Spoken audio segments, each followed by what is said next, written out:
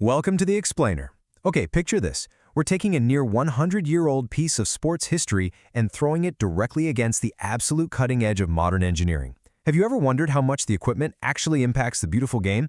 Well, a recent series of challenges took the official football designs used in the very first World Cup way back in 1930 and tested them head-to-head against the highly advanced 2026 Trianda model. Two teams, Team Argentina repping Messi and Team Portugal repping Ronaldo, battled it out through this crazy gauntlet of physical and mental tests. We're going to break down the physics, the tactics, and the sheer chaos of trying to tame a century-old football. Okay, let's dive into this. Here's a quick roadmap of how we've organized all this chaotic challenge data into a structured, scientific comparison for you today. We'll cover the 1930 versus 2026 footballs, a little World Cup trivia time, accuracy and control tests, teamwork and headers, and finally, the giant foot golf finale. Section 1. 1930 versus 2026 footballs, a century of engineering.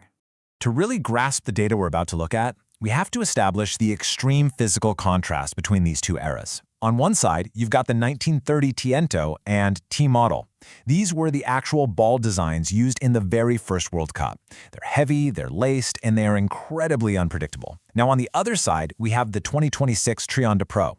When players touched this modern ball, they immediately noted its perfect feel, how responsive it was, and its complete aerodynamic superiority. Actually, the visceral reaction from the players handling that vintage 1930 ball was incredibly telling. One player flat out said, "It's like a potato." I mean, that brilliantly captures just how primitive and unaerodynamic this vintage equipment feels to a modern athlete. It doesn't bounce cleanly, it's super dense, and it completely lacks that spherical perfection we all just take for granted today. Section 2. World Cup Trivia Time. Testing historical knowledge.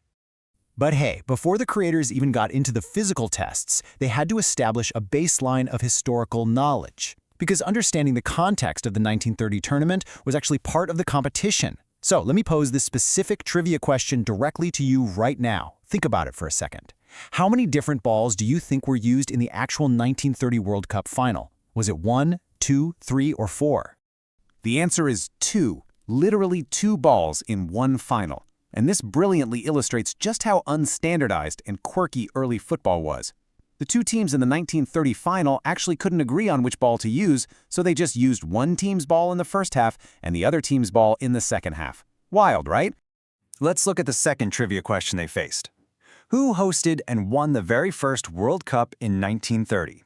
Now, knowing this wasn't just for bragging rights, answering correctly actually won one of the teams the right to choose whether they wanted the modern ball or the vintage ball for an upcoming physical challenge. And the answer is Uruguay. They hosted the inaugural tournament and they won the whole thing. Having this historical context gives us such a great foundation for the physical tests, knowing exactly where this heavy, potato-like equipment was famously used to crown the very first world champions. Section 3. Accuracy and control tests. Teaming the potato. All right, now we step out onto the pitch where we examine exactly how the vintage and modern balls handle precision tasks when put under pressure by modern players. Basically, here are the parameters for these accuracy minigames. First up was the square touch, which required a maximum of 2 touches to land the ball perfectly in a designated zone. Next was a classic crossbar challenge, demanding precision lifting of the ball. And finally, a direct comparison test, where players took 3 shots with the vintage ball and 3 with the new one. As the guys attempted these accuracy challenges, a major physical limitation became super obvious right away. The 1930 ball is exceptionally difficult to spin or curve.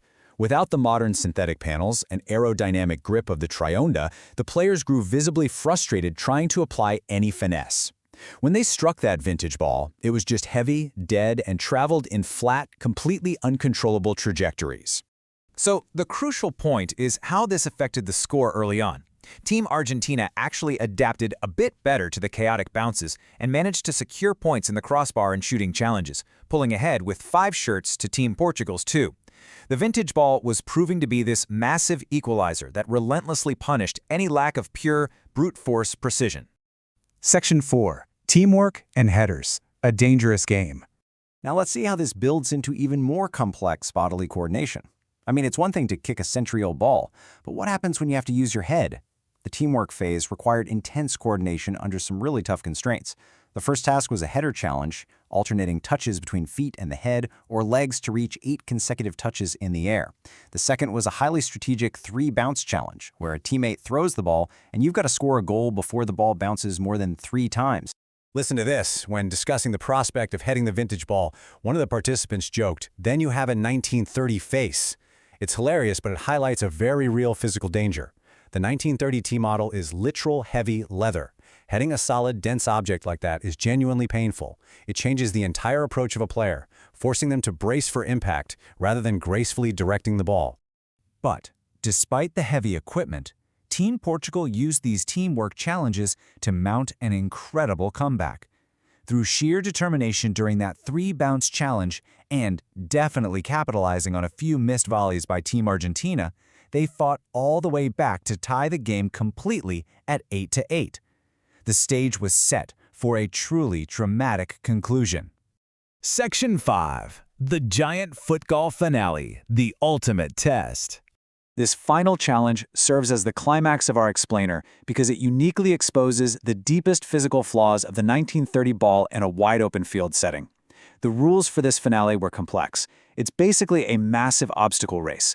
Step 1. Score in a designated mini-goal. Step 2. Hit a stationary football placed way down the field. Step 3. Hit the crossbar of a full-size net. And Step 4. Score in a final designated goal. First team to complete all 4 steps wins the ultimate prize. Out on this massive foot golf course, a glaring physics observation emerged pretty quickly. Unlike the Trianda, which grabs the grass and stops when you want it to, the 1930 ball completely lacks the friction to stop on a dime. Because it's heavy and smooth, once it gathers momentum, it just keeps rolling and rolling, sliding way past the intended targets. And this brilliantly illustrates how tactics evolve based purely on equipment limitations.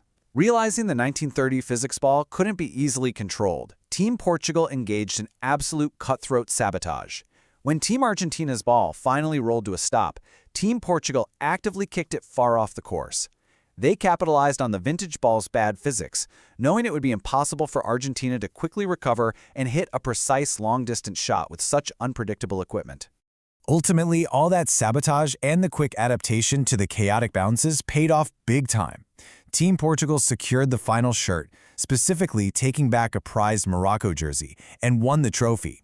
It all came down to a clutch, high-pressure left-foot shot by Albus to seal the ultimate victory over Team Argentina. We've seen how a lack of grip, heavy leather, and unpredictable bounces completely changed how these modern players approach passing, shooting, and heading. So I'll leave you with this to ponder. Does the player make the equipment, or does the equipment actually dictate the style of play? When you look at how a century of engineering has transformed a heavy potato into an aerodynamic marvel, it fundamentally changes how the beautiful game is played. Thank you so much for joining me on this explainer, and keep questioning the science behind the sports we love.